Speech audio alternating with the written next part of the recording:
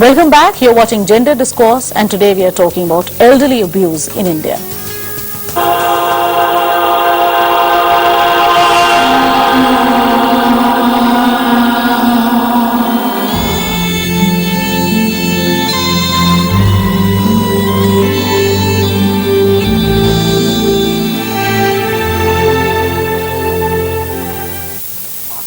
Well, people, there's still time. You can still reach us on 1800115313 and do tell us what you feel about this issue and how do you think that this can be tackled. And another number that I want to leave you with is 180018012353. This is a national helpline where you can complain and where your problems will definitely be addressed. Now, obviously, coming to you, Dr. Bakshi, now, if there is somebody watching today and if he or she may be suffering, what would you suggest this person to take the first step as? See, as I earlier said, the best relief for the elderly person, the best recourse is the family. So first of all, the family values, they are to be strengthened. So in case a person is finding problem, then there are senior citizens associations, so that person can discuss with other elderly person in the locality, in the senior citizen association or senior citizen forum or RWA. So they can play a good role because Mr. Satish Kumar is sitting here. He has solved many problems like this. And second thing is that the NGOs, they can also be approached. Like HelpAge India is having helplines in various states. So their helpline, that person can contact helpline, and HelpAge India tries to do its best to solve the problem. And third thing is that if it is concerning the crime against elderly, naturally the police is, but the people are reluctant to go to the police because they don't repose much faith in that. But now the perception in many states is changing, and particularly in Delhi, there's a lot of improvement, but still a lot more has to be done regarding that. Right. And there was something you were mentioning about the properties, as Ajay Chaudhary was just mentioning, you know. So how would you, what do you suggest these people to do with their own property? You see, if a person is having a property and the relatives, his or her own sons or daughters, they are interested in having that property or throwing this elderly person out of the family, now that best thing will be that this, in such case, the person should go for reverse mortgage loan scheme. In this reverse mortgage loan scheme, it was designed by National Housing Bank, especially for those who are either destitutes in the life or their own relatives are not looking after them. So in that case, that depending upon the commercial value of the property, a person gets loan. In one go or in installments, and the property is mortgaged with the bank. So sometimes the people, they try different tactics to get that property in their own name. So that cannot be done because that becomes the property of the, because it's mortgaged with the bank, so bank takes care of that. So they can lead very dignified and very comfortable life with their own money. I mean, it is just like sons and daughters looking after the elderly people in their life. It's just the other way. Well, right now we are joined by Mr. Loknath. Just a moment. We are joined by Mr. Loknath Sahai from Bihar. So, Mr. Sahai, if you're with me, what is your question? Can you hear me, Mr. Loknath? Hello, hello. Yeah, please go ahead. हम बिहार से बोल रहे हैं रघुनाथ साहब जी हम बोल रहे हैं कि पोस्ट ऑफिस का कुछ इंटरेस्ट बढ़ना चाहिए। हम लोग ब्रीडर पर्सन है, हम लोग का था वर्तमान में जो मार्केट प्राइस है इसमें तो जितना बहुत सारे रुपया मिला था उसमें अभी ठीक से संसार नहीं चल रहा है हम लोग का। तो इस बारी में आप लोग कुछ सोचिए। Well, thanks for that question, Dr. Kumar. Already explained that this was the government to decide. That's right. They have already taken lot of steps to increase the interest rates and all. Hindi कई दिनों से, कई सालों से हम इस चीज को ले रहे हैं। हेल्पेज इंडिया ने भी इस चीज को लिया है इसको, और फैक्ट यही है कि अभी रिसेंटली इंटरेस्ट रेट जो है एफडीज के ऊपर भी और शॉर्ट टर्म लोन्स के ऊपर भी बढ़े हुए हैं सबके ऊपर, और इनकम टैक्स पे भी एग्जेम्पशन मिली है, 80 साल से वो तो काफी ज्यादा मिली है, 5 लाख से ऊपर है। लेकिन इंटरेस्ट रेट अभी जो जनरल पब्लिक से और जो जनरल पब्लिक को मिलता है और जो सीनियर सिटीजन उसका डेफिनेटली 1% ज्यादा मिलता है। अब ये आगे तो गवर्नमेंट डिसाइड करेगी कि उसका कितना और बढ़ना चाहिए। डेफिनेटली सीनियर सिटीजन को है पैसा जरूरत होता है अपनी मेंटेनेंस के लिए, और एक तरीका ये भी है कि उसको इंटरेस्ट ज्यादा मिले, लेकिन अल्टीमेटली गवर्नमेंट डिसाइड करेगी अपॉन देयर ओन रिसोर्सेज जैसे भी होगा। लेकिन अल्टीमेटली हो सकता है कुछ थोड़े दिन में बढ़े कुछ। इसके बारे में मैं कहना चाहूँगा कि हेल्पेज इंडिया ने रिकमेंडेशंस दी है मिनिस्ट्री ऑफ फाइनेंस को, और उसमें ये भी हमने रिकमेंडेशन दी है कि जो रिवर्स मॉर्टगेज लोन स्कीम में जो पैसा मिलता है उसके ऊपर इनकम टैक्स लगता है, तो उसको हटा दिया जाए। तो वो अंडर कंसिडरेशन है। तो और इसी तरीके से और इसमें ये जो चीज कह रहे हैं उसके बारे में भी we have given our recommendations and they are considering that. Fine. Now, Mr. Chaudhary, HelpAge India reverse mortgage के ऊपर मैं कहना चाहूँगा, ये भी बहुत अच्छी स्कीम है और अमेरिका में आई एम टोल्ड बहुत अच्छी, it is very successful this scheme, but India it needs more actually, it needs more propaganda or more awareness, you know, is needed. We organized one seminar on this subject a few times back with consultation with Helpage India, and ever we are going to have one more. Actually, what happens is that it's a very good scheme, but what happens is at the ground level, you know, the children, you know, they blackmail their parents. You know, they don't allow their parents to give this property to the bank. They say, okay, Baba, why you bother? We'll give you that much of money. Don't sell this property. This is what is happening. हमारे पास ऐसे case आते हैं, वो कहते हैं कि please इसको secret रखिए, तो हम उनको सजेस्ट करते हैं, we have got counselors, we have got this help, this reverse mortgage counseling centers in various states. So there we advise the people how to go about it. But it is more awareness, more and more awareness. I think the discussion keeps coming back to that probably awareness needs to be raised in these cases as well. Right now we're joined by Mr. Arvind Singh from Rajasthan. So Arvind, if you're there with me, welcome to the show. Arvind, can you hear me?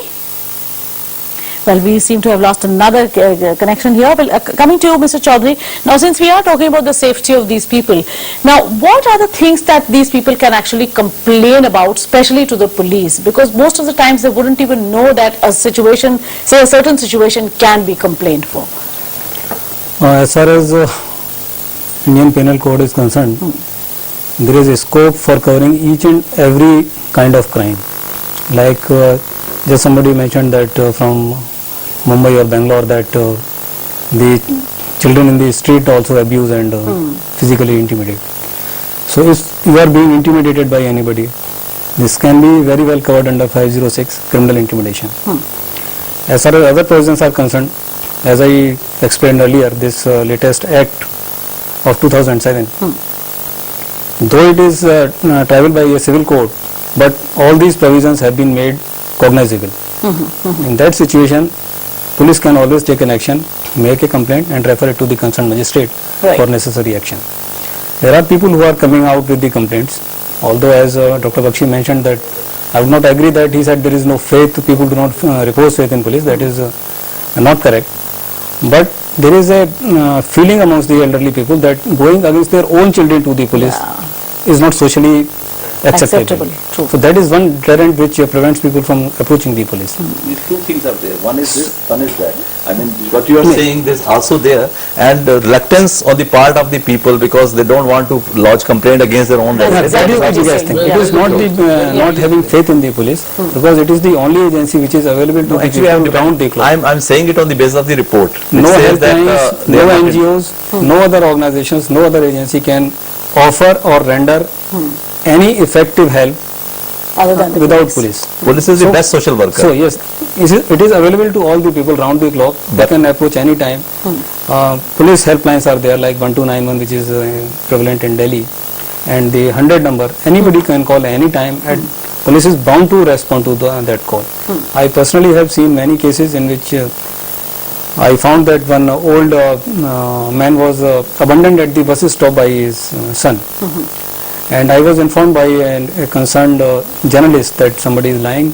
The son had come to take him to Jaipur and he has been abandoned at the bus stop itself. So we took the legal action in that, and we compelled that son to keep the father in absolutely good condition, and we took an undertaking. There are many other ways. It is not only through legal channels. That's right. If police intervenes in a situation, just mere suggestion to any family can be of great help and That's right. can elicit good now, response. can we have a little information on these old age homes, Mr. Kumar? If you can tell us, is there a certain age limit for that? That in case somebody wants to check into a old age home, is there any criteria for all that? Old age homes, the situation of old age homes, and particularly in Faridabad, Haryana, is dismal. I don't think there are many, and they are in a very bad situation. I don't think very many people can want to go there unless they are forced to go. But in Delhi, I was told, I'm told that there are quite a good old age homes where good people are living. I'm told one old age home in is a very good locality where very rich people, they go and stay there. They don't want to stay with their children. They go and stay there. They have had all the facilities. TV, cars, servants, everything. Now recently in Faridabad also, I am told there is one gentleman, he has opened such similar thing, not exactly old age homes, but they have come with a concept of giving a full-fledged life to the older people. I have got his, addresses with me, I don't know at the moment, but I think that is a very good idea. Suppose one feels very lonely, he can go and pay some money there. That's right. Spend there, and everything is looked after, right from his medical expenses or even food expenses. Everything is enjoy life with his fellow senior citizens. Which is good. And So, but especially with all these new townships that are coming in, I think something very good about them is that they're all going to have clubs, especially for the older people, parks especially for them. Now, when we are If somebody talking about... wants, I can give the information. I don't have at the moment. Right. You know. No, well, since we are talking about old age homes, somehow, Dr. Manju, in our country, the term old age homes brings very negative... stigma. It's so much of a stigma attached.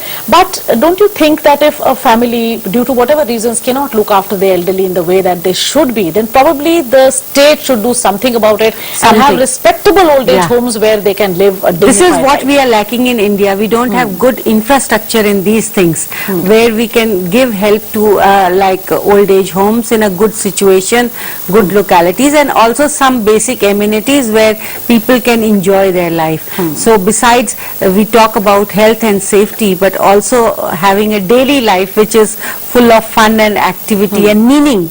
That is very important. That can be created if there is an infrastructure. Yes. So finally, do you have anything for the elderly, especially any take-home messages that you would leave behind for them? You see, first of all, I would like to say that whatever the policy and legislations are, they have been formulated by the government, they should be implemented. And NGOs, they should come forth and they should mount pressure on the government that to implement those things, and Helpage India is doing its best. And as far as awareness regarding various things are concerned, concerning the elderly issues, that also has to be done. And as I told you, that Helpage India is working with the senior citizen associations, and we are bringing awareness regarding various facilities, various policies concerning the well-being of the elderly person.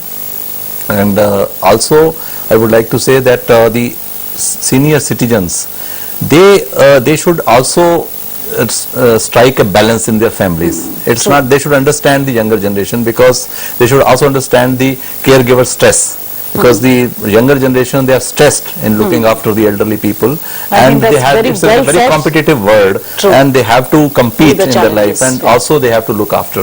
But the solution... Since we are running short of time, we'll have to stop right here, and I'd like to say thank you. I would like to say one thing: the solution lies in the value education and intergenerational bonding that we have to create. Without that, nothing will happen. True, true. Very well said. Let them remain happy. Yeah. Let them remain happy and enjoy life as well as they can. That's right. Well, thank you so much for joining me today in this special discussion. And well, people, we really need to take care of these people as they are an integral part of our society. So all these people who are in the evening of their lives, let the youngsters understand them and give them the time that they require, because after all, that is the only thing that we will have as remembrances when they are not there with us anymore. And on the other hand, the elderly must realize the challenges that the youngsters have to meet almost on a daily basis. So try to be with the times, with your children, and it goes hand in hand. So the elderly need to take care of their youngsters and the youngsters need to do it. So it's a vice versa kind of a situation. So do think about that, and in case if you are suffering, don't hesitate to complain and let things be very amicably decided among families. With that, it's a wrap up of today's discussion. I'll see you next week with something equally engaging. Till then, this is Lottie Alaric saying goodbye and take very good care of yourselves.